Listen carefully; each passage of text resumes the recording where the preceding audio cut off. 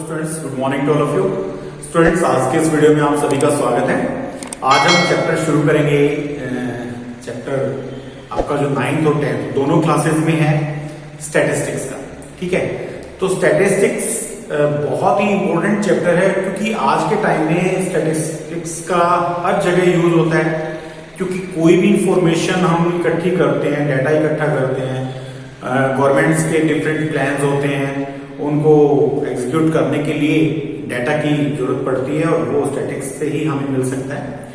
तो देखिए, स्टैटिक्स के रिलेटेड हमारे पास कुछ टॉपिक्स हैं जो आज हम डिस्कस करेंगे। स्टार्टिंग हम करेंगे आपका कि भी स्टैटिक्स की कैसे आपके लिए इंपॉर्टेंट है ये।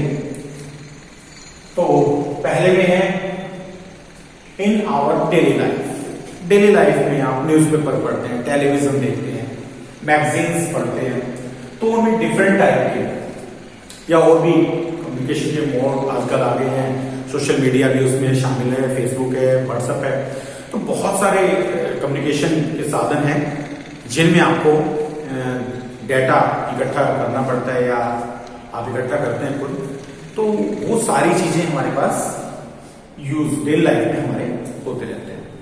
उसके बाद आता है एग्जांपल्स। इसके जनरल एग्जांपल्स आप क्रिकेट मैच देखते हैं, ठीक है, तो उसमें आपके बॉलर्स की एवरेज स्पीड क्या है, एवरेज बैट्समैन जो है उसकी एवरेज बैटिंग एवरेज क्या है, ठीक है, और उसको आप रिप्रेजेंट कर सकते हैं। डाटा को डिफरेंट टाइप से हम रिप्रेजेंट भी कर सकते हैं, ठीक है। Presentation of data, pie chart, pictograph, bar graph, histogram और फ्रीक्वेंसी पॉलीगन, ठीक है, बहुत सारे तरह से हम उसको रिप्रेजेंट भी कर सकते हैं, ग्राफिकली हम रिप्रेजेंट कर सकते हैं। उसके बाद आता है, इसे देखिए आप एग्जांपल्स में आते हैं आपके डेली लाइफ में। क्रिकेट का हो गया, गेम्स में हो गया, प्रॉफिट ऑफ कंपनीज, या आपके घर का बजट भी हो सकता है, बजट ऑफ योर होम, और उसमें आप पूरे साल का रिकॉर्ड रख सकते हैं। हर महीने हमारा एक्सपेंडिचर कितना है, हमारी इनकम कितनी है, ठीक है। या स्टूडेंट्स आपसे भी रिलेटेड हो सकती है, पॉकेट मनी, आपकी पॉकेट मनी का रिकॉर्ड आप रख सकते हैं, पूरे साल भर डेली पॉकेट मनी आपको कितनी मिली, तो उसका रिकॉर्ड हम रख सकते हैं। तो ये कुछ एग्जांपल्स हैं जो आपकी डेली लाइफ से जुड़ी हुई है। टेम्परेचर्स लेते हैं हम, गर्मियों में या सर्दियों में टेम्परेचर ज्यादा बढ़ जाता है। हमारे जो समर सीजन में टेम्परेचर पीक पे होता है 48, 47, तो रिकॉर्ड ऑफ टेम्परेचर, बहुत सारा डाटा है, करेक्शन हम करते हैं उनकी। And after that what is data, meaning of data. Data है क्या? Yes, those facts or figures collected for a definite purpose. यानी those facts or figures, those are collected for a definite purpose. किसी definite purpose के लिए अगर हम कोई information collect करते हैं, उसको हम data बोलते हैं. Yes, and after that, definition of the statistics. What is the definition? It is the branch of mathematics. Yes, it is that branch of mathematics in which we use extract of data for meaningful purpose. Yes, किसी meaningful purpose के लिए extract of data हम use करते हैं, उसको हम, ये वो ब्रांच है मैथमेटिक्स की जिसमें हम डाटा को डील करते हैं। Yes, this one is the definition. And अब यहां पे आता है डाटा दो तरह का होता है हमारा। एक होता है हमारा प्राइमरी डाटा और एक होता है सेकेंडरी डाटा। यस, डाटा हम इकट्ठा करते हैं स्टूडेंट्स। तो देखिए, एक सिंपल सा एक छोटा सा एग्जांपल मैं आप लोगों के लिए दूंगा। आप लोग क्लास में क्लास टीचर, एक सब्जेक्ट टीचर, रिजल्ट कंपाइल होता है आपका, परफॉर्मा बनाया जाता है क्लास टीचर के द्वारा। और अब प्राइमरी डाटा जो एग्जांपल से मैं समझाऊंगा इसको कि वो अब सेकेंडरी डाटा कब होता है और प्राइमरी डाटा कब होता है। मान लीजिए अगर एक ही टीचर आपको क्लास में पढ़ाता है और वही सारे सब्जेक्ट पढ़ा देता है और वो आपके टेस्ट भी लेता है, वही आपका रिकॉर्ड मेंटेन करता है, तो हम बोलेंगे वो प्राइमरी डाटा, क्योंकि इसमें इन्वेस्टिगेटर खुद कलेक्ट करता है इंफॉर्मेशन और यूज भी वही करता है। The investigator collect the data himself और हरसेल्फ एंड यूज हिमसेल्फ और हरसेल्फ। यानी वो इन्वेस्टिगेटर जो डाटा इकट्ठा करता है खुद ही और उसी को यूज करता है, तो उसको बोलते हैं primary data. And for secondary data, different subjects पढ़ाते हैं टीचर्स अलग अलग। साइंस वाला साइंस पढ़ाता है, मैथमेटिक्स वाला मैथमेटिक्स पढ़ाता है, सोशल स्टडीज की मैडम है तो सोशल स्टडीज पढ़ाती हूँ, और इंग्लिश, हिंदी, FIT वगैरह जो भी सब्जेक्ट्स आपके हैं उनको डिफरेंट टीचर्स पढ़ाते हैं। वो अपने अपने सब्जेक्ट के टेस्ट लेते हैं, ठीक है, और टेस्ट लेके वो सबमिट करते हैं क्लास टीचर को। इन दैट केस देखिए, सेकेंडरी डाटा वो होता है जिसमें इन्वेस्टिगेटर डाटा कलेक्ट करता है किसी पर्पज के लिए, और वही डाटा यूज किया जाता है, वही इंफॉर्मेशन यूज की जाती है किसी दूसरे के द्वारा, ठीक है, उसको बोलते हैं secondary data. Yes, primary data और सेकेंडरी डाटा, तो इन चीजों का जरूर ध्यान रखना आपने। प्राइमरी डाटा इन्वेस्टिगेटर खुद इकट्ठा करता है और खुद ही यूज करता है, एंड इन सेकेंडरी डाटा कोई इंफॉर्मेशन कलेक्ट करता है, कोई गैदर करता है, कोई और सोर्स, और यूज करता है अदर सोर्स। जैसे फॉर एग्जाम्पल, छोटा सा एग्जाम्पल मैं आपके लिए दे रहा हूं, आपके देश का बजट बनता है एजुकेशन के ऊपर, हेल्थ के ऊपर, ये कितना एक्सपेंडिचर हर साल गवर्नमेंट फिक्स करती है। इंफ्रास्ट्रक्चर पे है, आपकी एजुकेशन पे हो गया, हेल्थ के ऊपर हो गया, रेलवे के ऊपर हो गया, डिफेंस के ऊपर हो गया, ठीक है, IT सेक्टर के लिए है, तो बहुत सारे सेक्टर्स हैं जिनमें गवर्नमेंट को पैसा लगाना होता है। अब वो पैसा जब लगाया जाता है, बजट जो बनाया जाता है, वो किस बेस पे बनाया जाता है? देखिए, आप लोग वहां पे census department, yes, census department होता है जो हमारी जनगणना करता है, पूरे देश की पॉपुलेशन की काउंटिंग होती है हमारी, तो वहां से हम डेटा कलेक्ट करते हैं। वो सारे जो डिफरेंट मिनिस्ट्रीज हैं वहां से डेटा कलेक्ट करती हैं और उन्हीं को यूज किया जाता है। तो देखिए, वो सेकेंडरी डेटा हो गया, ठीक है, क्योंकि सेंसस डिपार्टमेंट ने पूरे देश की सेंसस की है, और बाकी डिफरेंट जो मिनिस्ट्रीज हैं, वो डिपार्टमेंट्स हैं, वहां से डेटा कलेक्ट करते हैं, तो उनके लिए वो सेकेंडरी डाटा हो गया। तो यहां पे क्वेश्चन और आता है students, which data is more reliable? इनमें से कौन सा डाटा ज्यादा रिलायबल है, प्राइमरी डाटा या secondary data? Here we can say that secondary data is more reliable than primary data, ठीक है, क्योंकि सेकेंडरी डाटा, प्राइमरी डाटा जो है वो खुद इन्वेस्टिगेटर इकट्ठा करता है, वही यूज करता है, तो वो रिलायबल ज्यादा, उसमें गलतियों की संभावना कम होती है। एंड सेकेंडरी डाटा इकट्ठा कोई करता है, यूज कोई करता है, तो वहां पे थोड़ी सी गलतियों की संभावना हो सकती है। So primary data is more reliable. And after that raw data. What is the raw data? मान लीजिए मैथमेटिक्स का टेस्ट होता है क्लास में, यस, आपके एक ग्रुप में 10 स्टूडेंट्स हैं, और 10 स्टूडेंट्स के मार्क्स हम लिख लेते हैं आउट ऑफ 20, टोटल मार्क्स 20 हैं, और 20 मार्क्स में से टोटल स्टूडेंट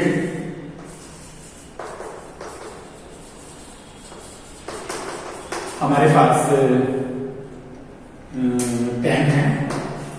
तो देखिए, इसमें आपके पास जैसे मान लीजिए 20 में से किसी 5 मार्क्स है, 15 है, 18, 20, 17, 15, 26, 9, 10, 12, 1, 2, 3, 4, 5, 6, 7, 8, 9, 10, 11, 12. So number of students हम यहाँ पे 12 लेते हैं। अब देखिए, एज इट इज अगर हमने डेटा इकट्ठा किया, बच्चों से नंबर पूछते गए और हम लिखते गए, रोल नंबर 1 के कितने मार्क्स हैं, 2 के कितने हैं, 3 के कितने हैं, एज इट इज हमने मेंशन कर दिया। So this data is known as raw data, ठीक है, रॉ डाटा है कि यस, एज इट इज उसको हम लिख लेते हैं, उसको बोलते हैं रॉ डाटा, इसको हम बोलेंगे रॉ डाटा, यानी एज इट इज आपने इंफॉर्मेशन ली, कलेक्ट की और उनको लिख दिया, yes, that is known as raw data. Next है अरेंज्ड डाटा, यस, हम इसको अरेंज भी कर सकते हैं, we can arrange the data in ascending order और डिसेंडिंग ऑर्डर, उसको बोलते हैं arrange data. In this we can arrange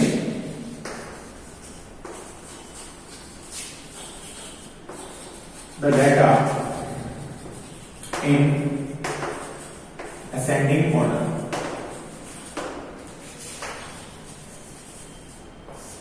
तो उसको बोलेंगे हम, that is known as arranged data.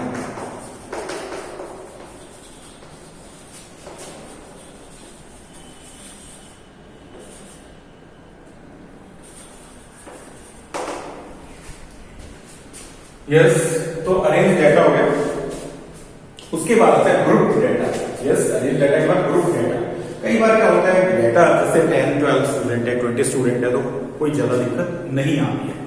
But हमारे पास क्या होता है कई बार नंबर ऑफ स्टूडेंट बढ़ जाते हैं। ठीक है, मान लीजिए हमारे स्कूल में 6 सेक्शंस हैं और हर सेक्शन में 40 की स्ट्रेंथ हमारी है और 40 स्टूडेंट के हिसाब से हमारे टोटल 240 स्टूडेंट्स हो गए। तो 240 स्टूडेंट्स के ऐसे मार्क्स लिखना पॉसिबल नहीं होगा। तो उस सिचुएशन में हम एक इसको सही तरह से अरेंज कर लेते हैं, उसको बोलते हैं ग्रुप डाटा। हम ग्रुपिंग कर लेते हैं। जैसे मान लीजिए ग्रुपिंग करने के लिए हम क्या करते हैं, ग्रुप्स बना लेते हैं छोटे छोटे, तो आपकी रिक्वायरमेंट के अकॉर्डिंग हो सकते हैं ग्रुप्स, कोई कंपल्शन नहीं है। मान लीजिए मैंने ग्रुपिंग करनी है 0 to 4,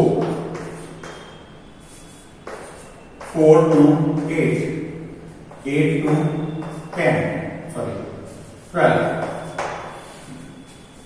इसको बोलते हैं क्लास इंटरवल।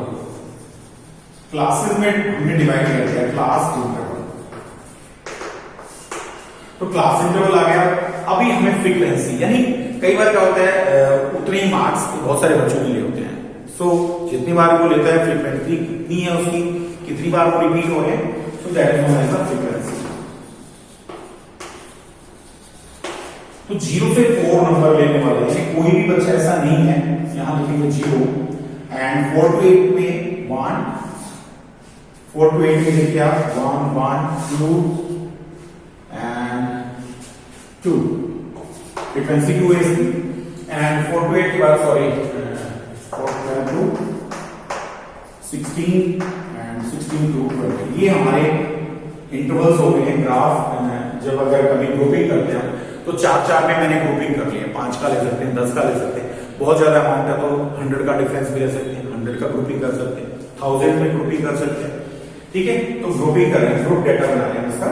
उसके बाद 8 से लेकर 12 नंबर वाला, यस 8 मार्क्स, 8 मार्क्स वाला देखिए कोई है 8 9 10, 8 वाला कोई नहीं है, 9 वाला है, 2 और देखिए 12 इसमें नहीं है। यस, स्टूडेंट ध्यान से देखिए, क्योंकि अपर लिमिट हमेशा नेक्स्ट में आएगी। 12 अपर लिमिट इंक्लूड नहीं होती है, upper limit is not included in these cases. Okay, तो ये ध्यान रखना, आपने यहां गलतियां बच्चे ज्यादा करते हैं। तो देखिए 9 और 10 ओनली 2 ही ऐसे हैं।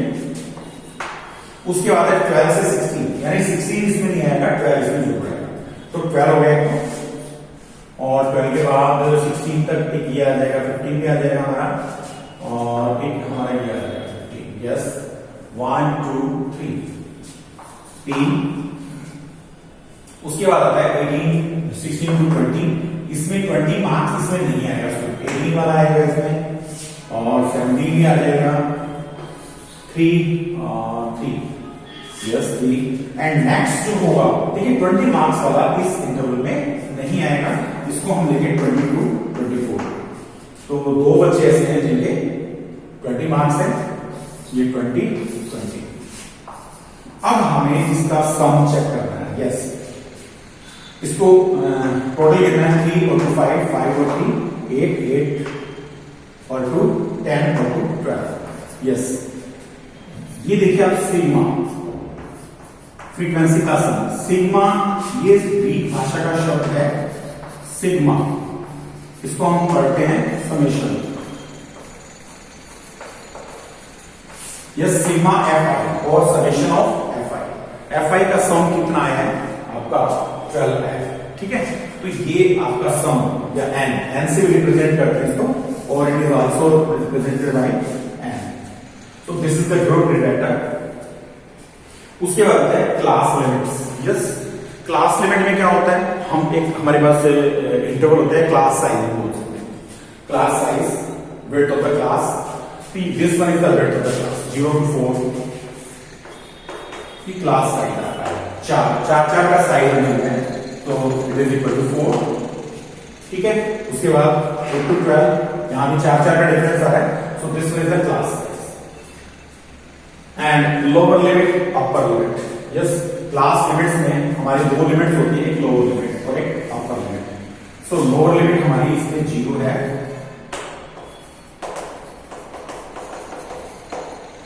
अपर लिमिट हमारी 4 है,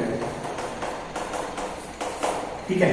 यहां पे हमारी लोअर लिमिट हो गई, अपर लिमिट हो गई। अब हम निकाल सकते हैं इसमें क्लास मार्क, एक और चीज है क्लास मार्क, यहां पे मेंशन नहीं किया मैंने।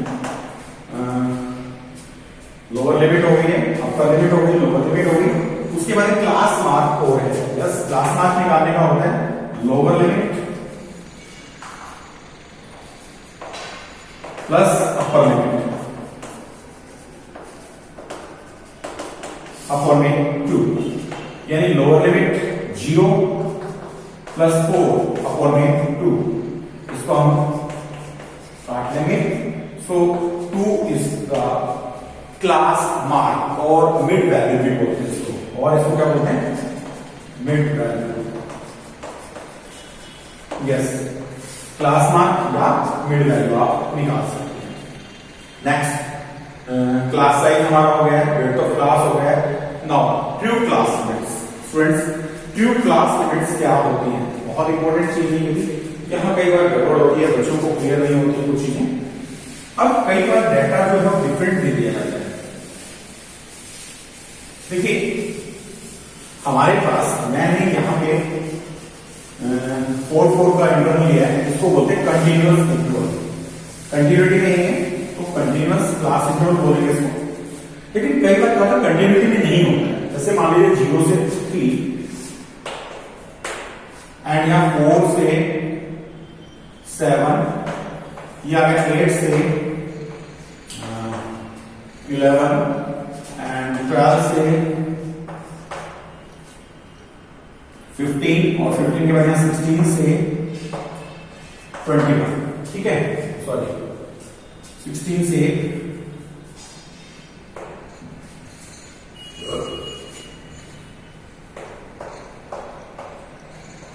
19 और नेक्स्ट हमारा आ जाता है 30 से 23, ठीक है। ये हमारा एक इंटरवल है, हमने क्लास इंटरवल ले लिया, इसी में हम इसको लिखेंगे। तो यहां आप देख रहे होंगे कि these are not true class limits, यहां पे आपका इररेगुलर इंटरवल है, ठीक है, ये कंटिन्यूअस इंटरवल नहीं है। तो हमारा मकसद होता है उसमें कि हम पहला काम ये करें कि उसको कंटिन्यूअस में चेंज कर दें। ये स्टूडेंट्स तो कंटिन्यूअस ट्रू क्लास लिमिट्स के बारे में बता रहा हूं आपको कि ट्रू क्लास लिमिट्स क्या होते हैं। These are not true class limits. अब आप देखिए वेरिएशन आ रहा है, मान लीजिए आपका 3.5 या 3.6 या 3.7 कहां आएगा, इस इंटरवल में नहीं आएगा, इसमें नहीं आएगा। तो ऐसे केस में हम डिफरेंस चेक करते हैं, डिफरेंस कितना आ रहा है, डिफरेंस हमारा आ रहा है 1, इसका आधा कर दीजिए 1/2 = 0.5। अब ये 0.5 हम लोअर लिमिट में से माइनस कर देते हैं, अपर लिमिट में ऐड कर देते हैं, ठीक है। तो ये आपका क्लास इंटरवल मान लीजिए यहां 1 है क्या, चलिए 1 भी ले सकते हैं, जैसे नेगेटिव हो जाएगा, नेगेटिव में हम इंटरवल लेते नहीं है, बट माइनस करेंगे तो -0.5 और यहां आ जाएगा 3.5, ठीक है। और यहाँ पे 3.5 इसमें से 0.5 माइनस करिए, होगा इसको ऊपर लिख देते हैं।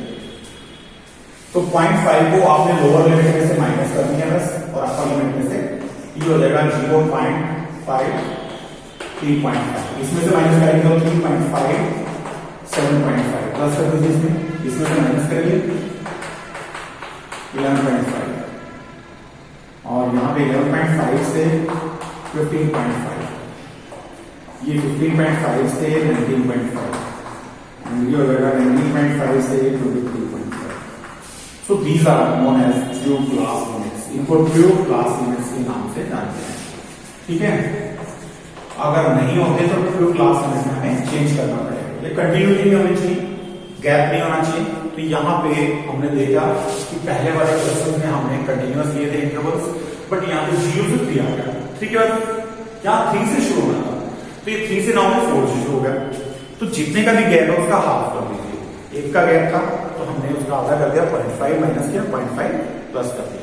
ऐसे ही मान लीजिए 2 का गैप आ रहा है तो 2 का हाफ करेंगे तो 1 हो जाएगा, लोअर लिमिट में से 1 माइनस करेंगे, अपर लिमिट में 1 प्लस करेंगे। सो ये आपका है ट्रू क्लास लिमिट्स के बारे में। एंड नेक्स्ट है measure of central tendency. Yes, measures of central tendency हमारे पास ये जिस नाम से ये हो रहा है सेंट्रल वैल्यू होती है कुछ। अब इसमें से आपको सेंट्रल वैल्यूज होती है, measure of central tendency, mean, mode and median. Yes, next है जो हम डिस्कस कर रहे हैं 10th पॉइंट आपका, मेजर ऑफ सेंट्रल टेंडेंसीज कौन कौन सी हैं, जैसे मीन, मोड एंड मीडियन। ये मीन को हम लिख सकते हैं average, mean is known as average. ठीक है, तो इसमें कैसे निकालते हैं हम, सभी को प्लस करते हैं, सम ऑफ ऑब्जर्वेशन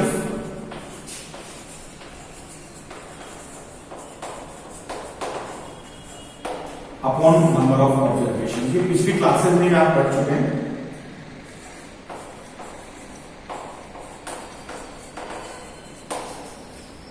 उसके बाद आपका आता है मोड,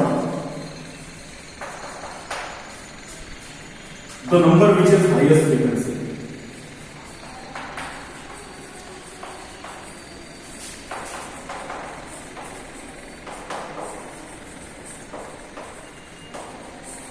मोस्ट फ्रीक्वेंटली जो बार बार आ रहा है, जैसे देखिए अभी यहां पे जैसे ड्यूअल मोड का क्वेश्चन हो गया, 15 दो बार आ रहा है, जैसे ऐसे 20 दो बार आ रहा है। बाई चांस मैं यहां पे 20 ले लेता हूं, तो देखिए 20 जो है वो मैक्सिमम टाइम्स 20 होता है। सो mode of the data is 20। इस केस में हम मैक्सिमम जो वैल्यू है वही आपका मोड ऑफ डाटा होगा। ठीक है, उसके बाद आता है middle most. Yes, median, what is the median? Median that is middle most value.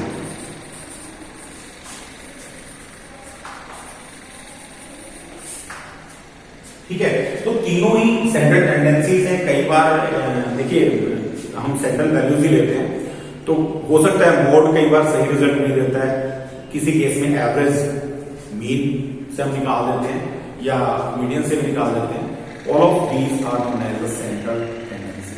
ठीक है, तो स्टूडेंट्स अभी इन्हीं पे बेस्ड हम कुछ क्वेश्चंस करेंगे, इनके फॉर्मूलेज भी डिस्कस करेंगे, और अभी हम स्टार्ट करते हैं नेक्स्ट एक्सरसाइज। इन्हीं पे बेस्ड है, स्टैटिस्टिक्स की एक्सरसाइज है, उसी बेस्ड हम आज कुछ क्वेश्चंस करेंगे। ये स्टूडेंट्स, तो अभी हम शुरू करते हैं एक्सरसाइज 14.1 10th क्लास। देखिए आपके 14.1 में हमारे पास तीन तरह से मीन निकालने के हमारे पास 3 फॉर्मूले होते हैं। First exercise totally based on, हमारे पास 3 सेंट्रल टेंडेंसीज मैंने बताया था, मीन, मोड एंड मीडियन। तो मीन को हम डिस्कस करेंगे। यस, आज की इस वीडियो में अभी जो चल रहा है हमारा इंट्रोडक्शन हुआ है, इंट्रोडक्शन के बाद हम कुछ मीन के क्वेश्चंस करेंगे, स्पेशली डायरेक्ट मेथड से। Only today we discuss direct method, और डायरेक्ट मेथड से आपने क्वेश्चंस को करना है, बहुत आसान है। देखिए आपने जो रॉ डाटा था हमारा, उसके लिए हमने एक फॉर्मूला था मीन का, mean is equal to sum of observations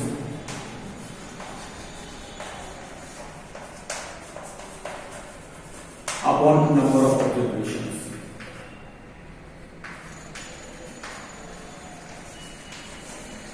ये आप पिछली क्लासेस में भी करते आए हैं और बहुत आसान है, 7th 8th 9th में भी आपने शायद इसी फॉर्मूले से किए हैं। बट अभी जो नेक्स्ट है थोड़ा सा अपग्रेडेड है आपके लिए। तो उसमें कई बार क्या होता है, जब मैंने आपको एक एग्जांपल से भी बताया था, एक आपको क्लास में 40 बच्चे हैं, 40 बच्चों का डाटा इकट्ठा करना है, आपको मैथमेटिक्स में टेस्ट या क्लास टीचर, आपके सब्जेक्ट टीचर ने, और कितने मार्क्स आपने लिए उसका एक रिकॉर्ड आपको बनाना है। तो उसको बोलते हैं frequency distribution table.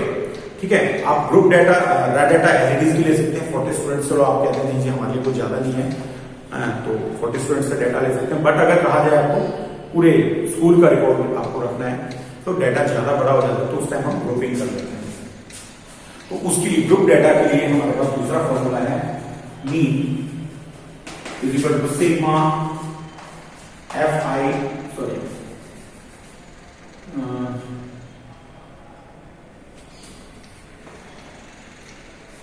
Sigma fi xi upon sigma fi।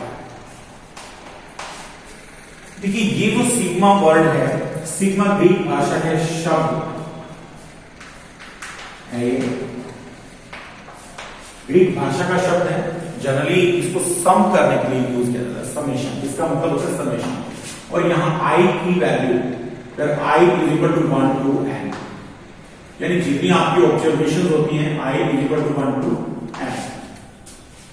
आपको जितनी भी ऑब्जर्वेशन ली जाती है 1 से लेकर n तक जितनी भी है उनको सम करना है, या एफ आई एक्स आई का मतलब क्या है एक्स आई। अब देखिए मैं इनको डिटेल में बता रहा हूं। Here x I is class mark, ये मिड वैल्यू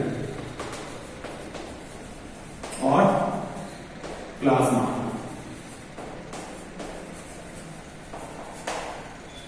ठीक है, तो फ्रीक्वेंसी जितनी बार आपकी फ्रीक्वेंसी उससे मल्टीप्लाई करिए और आपका क्लास मार्क आ जाएगा। तो अभी हम क्वेश्चन कर रहे हैं। पहला क्वेश्चन आपका सॉल्व करेंगे 14.1 का question number 1 by direct method. Yes, first question हम सॉल्व कर रहे हैं। देखिए इसमें कहा गया है सर्वे was conducted by a group of students of as a part of their environment awareness program, in which they collected the following data regarding the number of plants in 20 houses in a locality. Find the mean plants per house. देखिए पेड़ कितने हैं घरों में उसकी सर्वे किया गया है उसका, तो वहां पे टेबल आपको देखिए ग्रुपिंग कर रखी है इसे नंबर ऑफ प्लांट्स, यानी घरों में कितने कितने प्लांट्स लगे हैं और नंबर ऑफ हाउसेस।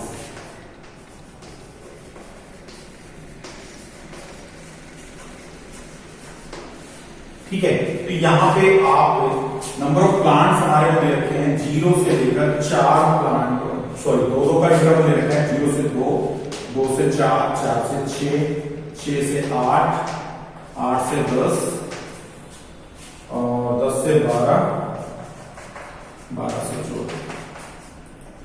ये ग्रुपिंग कर रखी है, यानी 0 से 2 प्लांट वाले कितने घरों की संख्या है। एक घर ऐसा है जिसमें 0 से 2 प्लांट लगे हुए हैं, और 2 से 4 प्लांट वाले 2 घर ऐसे हैं, और 4 से 6 प्लांट वाला एक घर है, और 6 से 8 प्लांट लगे हुए ऐसे 5 घरों की संख्या है, और 8 से 10 प्लांट वाले 6 घर ऐसे हैं जिसमें 8 से 10 प्लांट लगे, एंड 10 to 12 में 2 और 12 to 14 में आपका 3। तो स्टूडेंट देखिए एक प्रॉब्लम आपको दे रखी है जिसमें सर्वे किया गया, तो वहां से आपको मीन कैलकुलेट करना है। Find the mean number of plants पर हाउस। पर हाउस मीन क्या है, एवरेज क्या है, एवरेज एक घर में कितने प्लांट्स, किसी में ज्यादा है किसी में कम है, तो एवरेज हम निकालते हैं, तो सभी का एवरेज निकालेंगे। टोटल इसका सम करेंगे हम, इसको हम एन से भी लिखते हैं, और F I sigma F I 3 और 2 5 5 10 और 17 और 2 20, टोटल 20 हाउसेज है। अब यहां पे स्टूडेंट एक्स आई आपको निकालना पड़ेगा। मैंने बताया था मिड वैल्यू आपको निकालनी पड़ेगी। मिड वैल्यू निकालने के लिए lower limit plus upper limit, so x i equal to lower limit plus upper limit upon में 2। तो यहां पे लोअर लिमिट 0 है, अपर लिमिट 2, 2 प्लस 0 2 हो गया, 2 अपॉन 2 दैट इज 1, 4 प्लस 2 6 और 6 की मिड वैल्यू आएगी 3, 10 को 2 से डिवाइड करेंगे 5, 8 और 6 14, 7 10 और 8 18, 9 और ये हो गया 22 का हाफ करेंगे तो 11, और ये 24 का हाफ करना है, 26 का हाफ करेंगे तो 30। तो स्टूडेंट ये हमारी एक्स आई है। अभी एफ आई एक्स आई का मतलब प्रोडक्ट करनी है, एफ आई मल्टीप्लाइड एक्स आई, यानी फ्रीक्वेंसी और एक्स आई मिड वैल्यूज इनकी मल्टीप्लाई करनी है, तो हम निकालेंगे एफ आई एक्स आई। ये एफ आई है हमारा, ये एक्स आई है। एफ आई एक्स आई की मल्टीप्लाई करेंगे 1 into 1 3 2 6 5 1 5 5 7 जा 35, 6 9 जा 54, 11 2 जा 22, 13 3 जा 39, 9 और 2 11, 11 और 4 15 और 5 20, 20 और 5 25 और 1 26 और 6 32, सॉरी 9 और 2 11, 11 और 4 15 20 25 26 और 6 32, 3 कैरी होगी हमारी 6 और 5 11 और 13 और 3 16। तो ये आपका सिग्मा एफ आई एक्स आई किसकी वैल्यू आ गई हमारे सिग्मा एफ आई, यहां पे लिख लीजिए आप सिग्मा एफ आई हमारा है 20 और सिग्मा एफ आई एक्स आई हमारा आया है 162। ना आपको निकालना है मीन, और मीन का फॉर्मूला हमारे पास है, देखो mean is equal to sigma F i x i और सिग्मा एफ आई। तो सिग्मा एफ आई हमारा है 162 अपॉन 20, ठीक है, 2 से आप काट दीजिए 8.1। सो मीन ट्रीज लगभग आपका एवरेज जो है 8 प्लांट्स लगाएंगे उन घरों में, ठीक है। तो 8.1 इज द मीन प्लांट्स, ठीक है। तो ये आपका मीन आप कैलकुलेट किया हमने। नेक्स्ट सेकंड प्रॉब्लम देखिए, अब अभी सेकंड प्रॉब्लम करेंगे हम। क्वेश्चन नंबर 2 में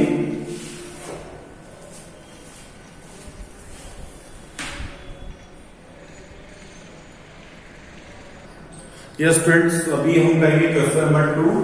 देखिए कुछ वर्कर्स हैं, उनकी डेली बेसिस दे रखी हैं, रोज काम करते हैं, दिहाड़ीदार मजदूर जो होते हैं, डेली की उनकी इनकम आपको दे रखी है कि 100 से 120 रुपीज वाले 12 वर्कर्स हैं और 120 से 140 वाले 14 वर्कर्स हैं एंड 140 रुपीज से लेकर 160 रुपीज कमाने वाले 8 लोग हैं और 160 से 180 रुपीज वाले 6 वर्कर्स ऐसे हैं जिनकी इनकम डेली की है एंड 10 वर्कर्स ऐसे हैं जिनकी इनकम 180 रुपीज से 200 रुपीज तक है।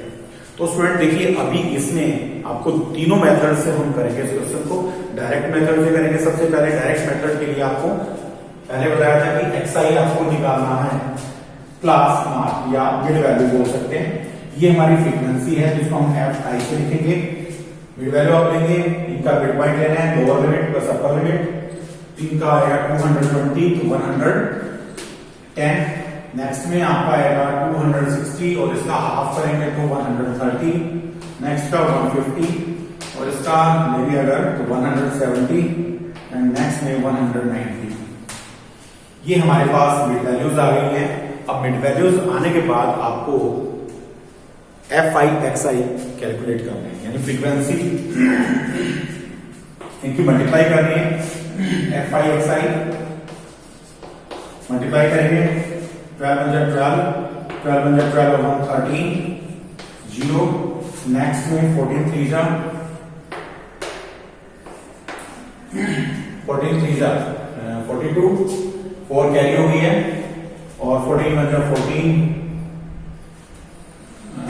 42 4 कैरी 14 में 14 और 4 18 और 120 0 102 0 19 10 जा।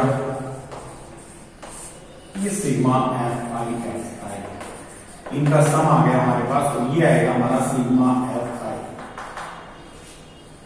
सम के लिए 0 4 to 6, नेक्स्ट है 9 to 11 और 8 19 19 और 3 22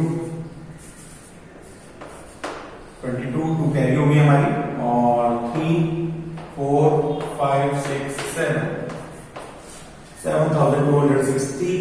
नाउ मीन हम कैलकुलेट करेंगे इसका तो हमारे पास आएगा फॉर्मूला हमारा लिखेंगे पहले sigma F i x I upon में सिग्मा एफ आई, यहाँ वैल्यूज रखेंगे 7260 अपन में सिग्मा एफ आई हमारा कितना है 20 30 और 20 50 50 से डिवाइड करेंगे 5 5 2 22 हो गया 5 4 20 5 5 25 यस ये मीन इनकम आ गई है, mean income of 50 workers average हमने कैलकुलेट कर दिया है तो इसको बोलते हैं मीन।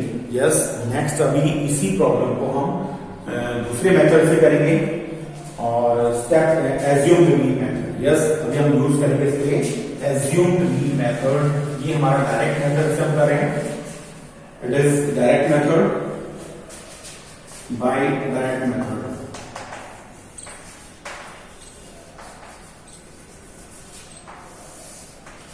तो एज्यूम्ड मीन मेथड से अभी सॉल्व करेंगे इसको।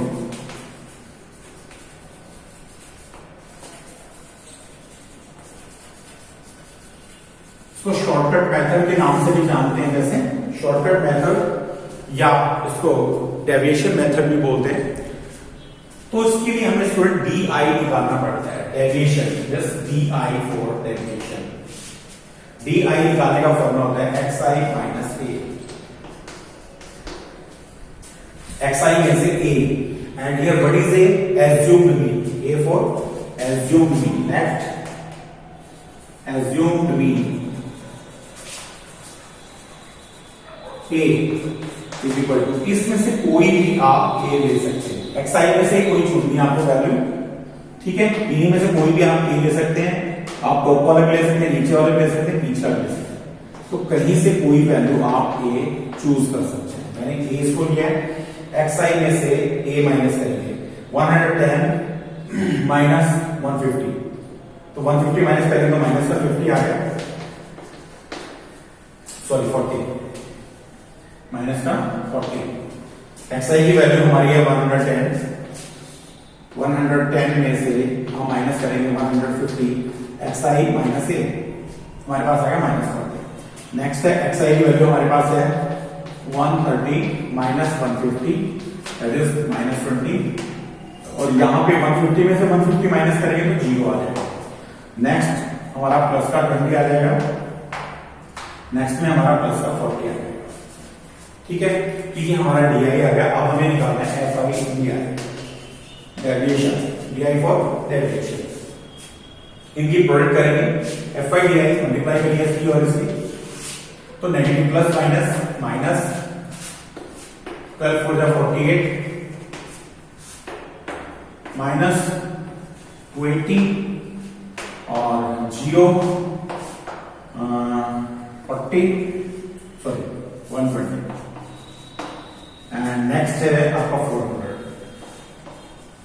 अभी सिग्मा एफ आई डी आई निकालिए, इनका सम करिए एफ आई डी आई, तो नेगेटिव वाले अलग से प्लस कर दीजिए आप, इनका सम आएगा हमारे पास 0 16 और नेक्स्ट हमारा कैरी होगी 4 और 2 6 और 1 7 माइनस का 760, इनको भी प्लस करेंगे हम, ये हमारा आएगा 620। अभी इनका डिफरेंस लीजिए, माइनस का बचेगा हमारा साइन माइनस का आएगा, 0 में से 0 माइनस करिए और 6 में से 2 4 एंड हियर 7 में से 6 माइनस करेंगे 1, तो ये हमारा एफ आई डी आई है स्टूडेंट्स। अभी हमें फॉर्मूला, यस आप शॉर्टकट मेथड से या एज्यूम्ड मीन मेथड से, ये हमने ए की वैल्यू ली है 150, यहाँ पे लिख दिया कि हमने ए की वैल्यू 150 ली है, ठीक है, तो अभी इसको कैलकुलेट करना आसान हो जाता है हमारे लिए। अभी मीन का फॉर्मूला हम लेते हैं, mean is equal to a plus sigma F i d i upon में sigma F i, here a is assumed mean,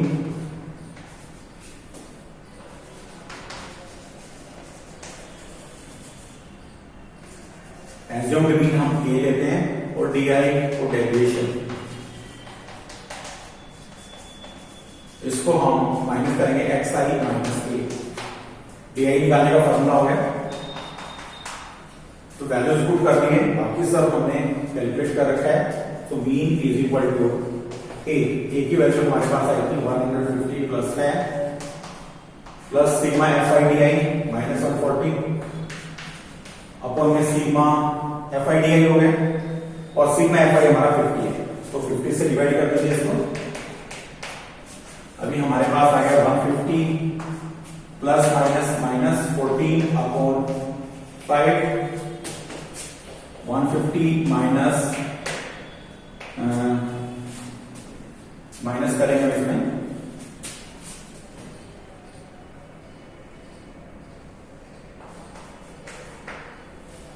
5 से डिवाइड करिए 5 टू द 10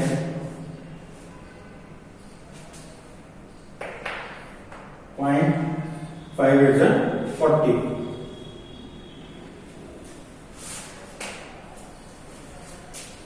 तो 2.8 माइनस कर रहे हैं इधर से, हमारा क्या आया था 5 1 5 और 1 5 टू 10 5 5 सॉरी यहाँ पे देखिए एक बार हमने शायद यहाँ 5 5 इसमें से हमारी कैरी होगी 2 22 हो गया 5 4 20 और नेक्स्ट हमारा है 5 टू 10 ठीक है। यहां कहां गड़बड़ हुई है एक बार चेक करें। यस स्टूडेंट देखिए यहाँ पे आपको यस हमने यहाँ पे 520 आना चाहिए था, इट इज 620 520 आएगा क्योंकि 420 और 120 520 हो गया और 520 यानी कि यहाँ पे 240 आपका बचेगा। 240 से डिवाइड करेंगे बिकॉज आंसर सेम आना चाहिए आपका, क्योंकि मेथड सही है तो आंसर सेम आएगा, कोई दिक्कत नहीं है कैलकुलेशन में। यहाँ पे हमें 520 आना चाहिए था और हमने 620 लिखा था, इसके कारण गड़बड़ हुई है। आंसर बिल्कुल सेम आएगा जैसे हमने डायरेक्ट मेथड से किया है। 150 माइनस 24 और 24 को आप करेंगे इसमें से आप 5 4 20 4.8 नाउ 145.2 रुपीज। यस मीन ये हमने कैलकुलेट कर दिया है by assumed mean method. Student ऐसे ही हम इसको एक और मेथड है स्टेप डेरिवेशन मेथड, 3 मेथड आपकी हैं। सिंपली आपको ये जो डी आई है यहां से आगे डिफरेंट थोड़ा सा हो जाएगा। अभी हम कर रहे हैं स्टेप डेरिवेशन मेथड से, क्वेश्चन सेम है, तीनों मेथड से मैं आपको बता रहा हूं और आप लोगों को तीनों मेथड से इसको सॉल्व करना है। स्टेप डेरिवेशन मेथड हमारा होता है mean is equal to a plus sigma F I you I upon में सिग्मा एफ आई इंटू में एच। यस ए तो आपका एज्यूम नहीं है, इसके बारे में कोई डाउट है ही नहीं आपको। और यू आई कैलकुलेट करने के लिए आपको yes you I is equal to होता है एक्स आई माइनस ए, यानी डी आई अपॉन एच भी लिख सकते हैं और हम इसको लिख सकते हैं x I minus a upon H. Right, अभी से पिछले में हमने डेविएशन निकाला था, डेविएशन को अगर हम विड्थ ऑफ क्लास से डिवाइड कर देंगे तो यू आई आ जाएगा और H is the class size. ठीक है, तो अभी हमें यू आई कैलकुलेट करना है क्योंकि हमारे पास फॉर्मूला है a plus sigma F I you I upon sigma F I. तो यू आई को कैलकुलेट करते हैं। Yes you I is equal to बताया मैंने X I minus a upon H. अभी एक्स आई में से ए हमने माइनस किया, माइनस का 20 आ गया, तो माइनस 20 अपॉन में सॉरी माइनस 40 आया हमारा। और माइनस 40 को अगर हम H width of class here H is 20, H हमारा 20 आया है। इन दोनों का डिफरेंस देखेंगे आप सभी क्लास में 20 का डिफरेंस है, तो 20 से डिवाइड कर देंगे तो माइनस 2 आ जाएगा, यहाँ पे माइनस 1 आ जाएगा, उसके बाद यहाँ 0 आएगा, ये 1 आ जाएगा, ये 2। Now F I you I calculate करिए। F I you I multiply करनी है सबसे आपको एफ आई की और यू आई की। माइनस 24 -14, 0, 6 1 जा 6 एंड 10 2 जा 20 मल्टीप्लाई करेंगे। अब पॉजिटिव वैल्यूज है कुछ हमारे पास, कुछ नेगेटिव वैल्यूज है, तो पॉजिटिव वैल्यूज को अलग ले लीजिए। हमारे पास ये आएगा माइनस का 4 और 8 और 2 और 1 3 -38, यूनिफॉर्म प्लस करेंगे हमारे पास आएगा 26। अभी sigma F I you I calculate करके लिखना है आपको। अब माइनस का 38 में से घटाइए इसको, 8 में से माइनस का बचेगा, पहली बार ज्यादा है, 8 में से 6 2 और 3 में से 2 1, ये हमारा एफ आई यू आई आ गया। अभी हमें सिग्मा एफ आई भी दे रखा है, सिर्फ आपको अगर फॉर्मूला याद हो गया तो वैल्यू पुट करनी है, तो मुश्किल नहीं है इसमें। मीन कैलकुलेट करना है, mean is equal to A, so A is 150 plus sigma F I you i that is -12 upon sigma F i that is -50 into h. H हमारा 20 है, तो 20 देखिए सॉरी 50 हमारा है सिग्मा एफ आई और F I you आई की value -12 है और एच की वैल्यू हमें 20, उनका क्लास साइज में ले रखा है 20। 0 काट दीजिए, हमारे पास आएगा 150 प्लस माइनस माइनस 24 और 5, 150 माइनस 5 हो जाए 20 और इससे भी आपका मीन जो आएगा वो आएगा 145.2 रुपीज। तो मीन को कैलकुलेट करना आपको 3 डिफरेंट वे से हम इसको करेंगे। पहला हम करेंगे डायरेक्ट मेथड से, उसके बाद एज्यूम्ड मीन मेथड से एंड उसके बाद स्टेप डेविएशन मेथड। तीनों ही मेथड्स को ध्यान से आपने करना है। फॉर्मूले उनको मैंने अलग से लेबलिंग भी कर दी है, किस से रिप्रेजेंट कर रहे हैं, ठीक है।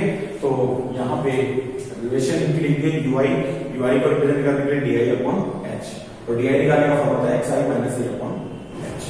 इसी तरह what is H? H is the class size. तो स्टूडेंट आज आपको ये एक्सरसाइज कंप्लीट करनी है और तीनों मेथड्स का यूज करना है, तीनों की प्रैक्टिस करनी है आपने। मिलते हैं नेक्स्ट वीडियो में, till then thanks to all of you and have a nice day.